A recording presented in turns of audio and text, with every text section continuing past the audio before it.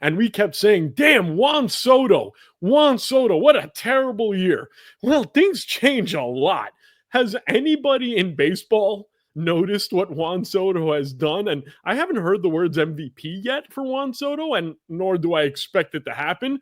But boy, somebody better take a look at those numbers because he is MVP level right now.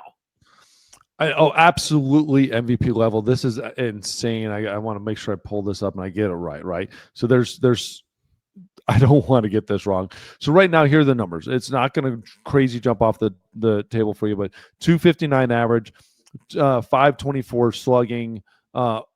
This dude is absolutely raking, right? So when we will get down to it, he might have one of the greatest all-around seasons in Major League history. He has a chance to have 40 home runs, 30 stolen bases, 100 walks, 100 RBIs, and 100 runs scored. Only two players in Major League Baseball have ever reached all five of those.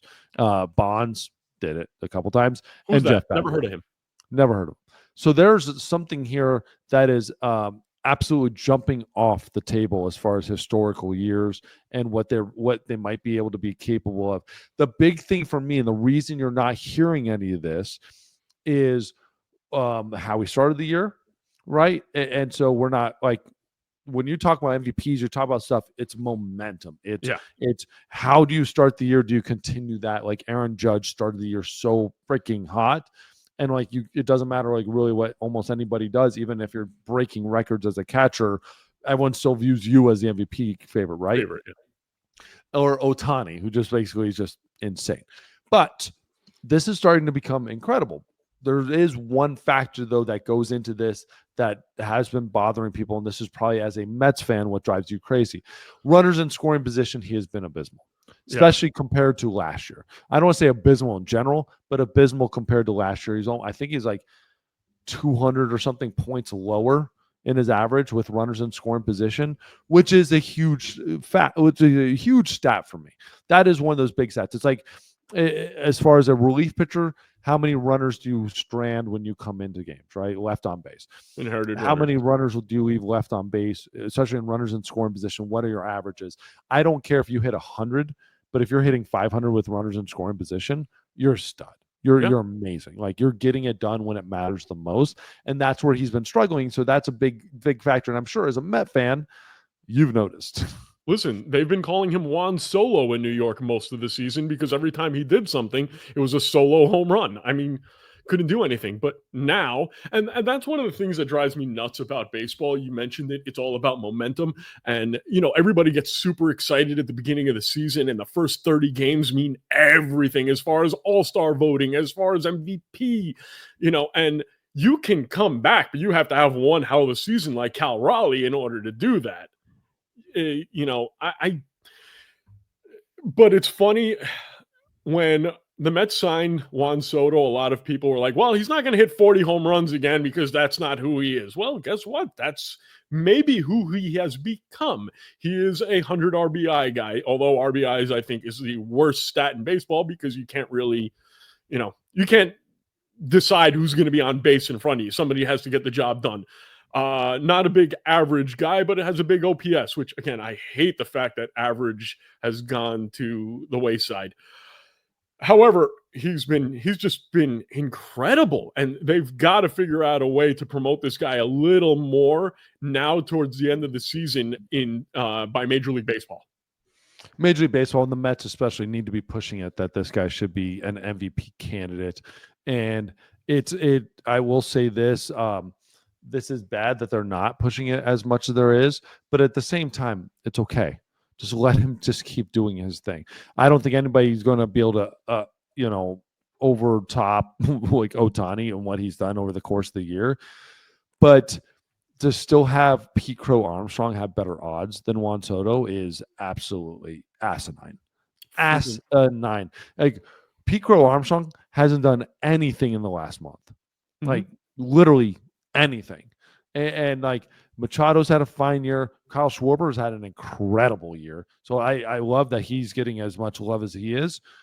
But Soto needs to be on this list. And I don't think the odds are fully representing how good of a year Soto's having. And you will see Soto getting, I bet you see Soto getting a lot of second place votes I just think sometimes it's maybe that average is so much lower, and that runners in scoring position. If he goes into like the next month, okay, so Fox Sports have Soto number 3 now as MVP odds. ESPN still has him off the list.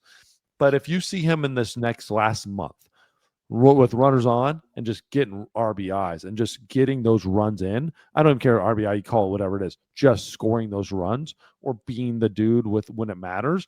That's what you're seeing. I think that's what we always see out of MVPs is those big moments when it matters the most. Juan Soto will find his moments. Moments always find Juan Soto, so that'll be just fine. It's just we need to see that RBI, that double, that like getting somebody in when it matters in that close game. If he does that in a couple games in a row, let's say here in September, he gets a couple of those game-winning base hits with guys on base, double in the gap that scores somebody from first, and they're winning those games, he will jump up big time, and there'll be immediately a conversation at the end of the year about him and Ohtani. But if he doesn't, it'll be exactly where it is. And he still might have one of the best seasons ever. Another guy who has had a season that hasn't been appreciated by many, except for the local fans, is a guy who has had a little bit of controversy in his career, but boy, is he pitching really well right now. And that's Aroldis Chapman up in Boston. Have you looked at his numbers lately? Oh, it's absolutely insane. This dude is pitching lights out. We haven't seen anything like this in a long time. I remember like watching Bobby Jenks back in the day, like back in like that 07, 08 time when he was just like unheard of. This guy has not given up a run. Okay. He's not given up a run since July 23rd. That's crazy. That was also the last time he gave up a hit. July 23rd. Thrown a no-hitter for the month. He absolutely did. He threw no hitter for the month. 11 innings as a reliever coming out of the game. 12 appearances, 11 innings, 14 strikeouts. He's given up one batter who's gotten on base and a walk in this last month. Right? Since July 27th, he's given up one walk. These are just insane numbers. These are absolutely absurd. How is this guy at this age getting better? He's 37, and this might be without a doubt probably is like his best season of his career. You remember before the season, very few people wanted him. Dude, I don't understand that stuff. Like, how would you not have wanted him? Like, his probably the worst thing that he did was not pitching in a playoff run last year with Pittsburgh. Nobody, like, he didn't have like that big oomph behind him. But Boston absolutely hit gold with him. He has a 1 ERA on the year, 54 innings pitched. He is absolutely shoving it up everybody. 77 strikeouts. Like it is insane. Guys are hitting 115 off of him. That's the lowest of his career.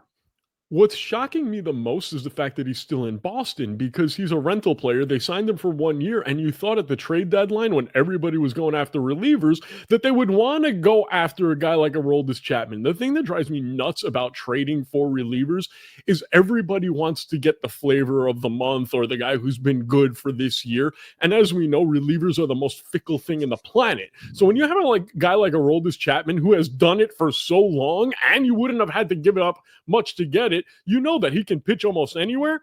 Freaking trade for this guy. Why didn't the Mets trade for him instead of Helsley? That's why, like, Craig Brezlo, that's what you got to give him credit.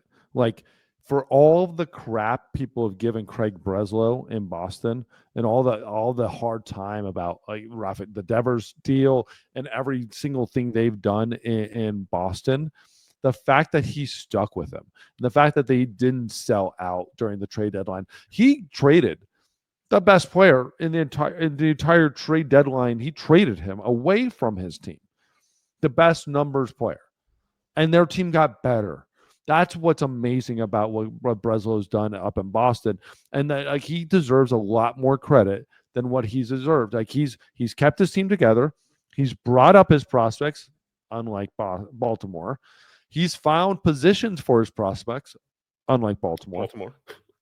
And their team is getting better with their prospects, unlike Baltimore. And so he got so much grief for all of the moves, for every single move he's made. And there's a lot of baseball to be played. But this team has gotten better. They've amazing signs in the offseason. They've had big time injuries, huge injuries throughout the year.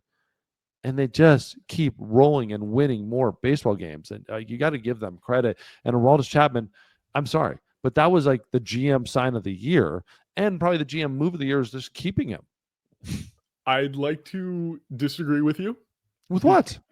Okay, go with me on this. I don't think it's Brezlo that kept Chapman in Boston, because everything that I heard, and I don't know anything, I'm just saying from all the reports that I've heard and everything else, all I heard was Brezlo was trying to get rid of those rental players, and it was actually Cora who was the one who was saying, no, we can still win, let's keep these guys. I got a feeling that Cora had a hand in this in keeping him, because I think Brezlo would have traded him.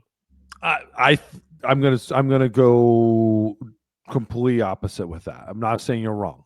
What I believe exactly what happened, and this is to me perfect Boston media, exactly how they wanted to play this out, is create a little fight dynamic between the manager and the GM, blame the GM, and because the GM, like at the beginning of the year, they did not like Brezlo, anything he did in the offseason.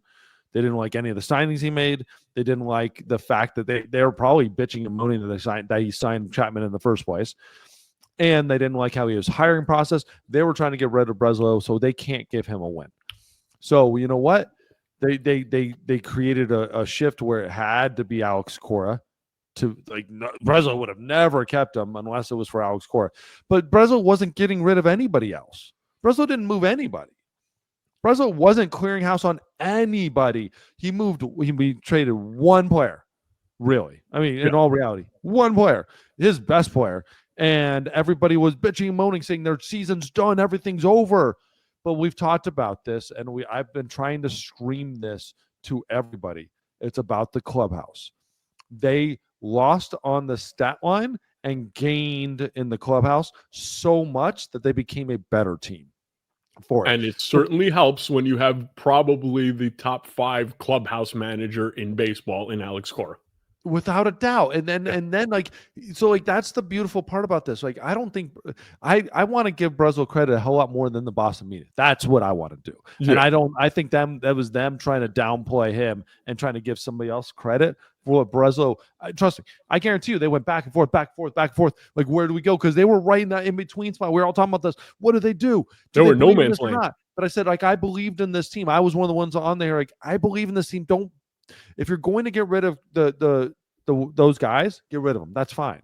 But don't sell the core. Don't sell the team. Don't sell out yet, because they made good moves and they're playing great baseball. I still think they need more on the pitching staff to really make any dent in the playoffs. But they have it right now, and they're making a run. Well, Buehler was terrible, and that really hurt them signing Walker Buehler, because he was not a good pick. I personally think that the media in Boston has it in for Craig Brezlo because he's a Yale guy. And you know that Yale versus Harvard thing, that Boston versus Connecticut thing pisses those people off up there. So you know what? Go Team Yale in some cases.